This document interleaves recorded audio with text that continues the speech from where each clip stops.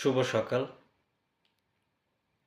আমার প্রাণপ্রিয় বাংলাদেশি ভাই বন্ধুরা, সবাইকে সালাম এবং শুভেচ্ছা জানিয়ে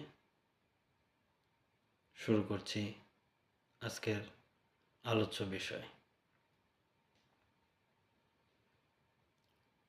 বিষয়। ইউরোপ। এখন বর্তমান ইয়াং জেনারেশনের সব থেকে নাম্বার 1 চয়েস হচ্ছে ইউরোপে আসা। জীবন জীবিকার তাগিদে প্রবাসে আসার মতো দুঃসাহস আমরা যারা করছি, ওয়েলকাম তাদেরকে।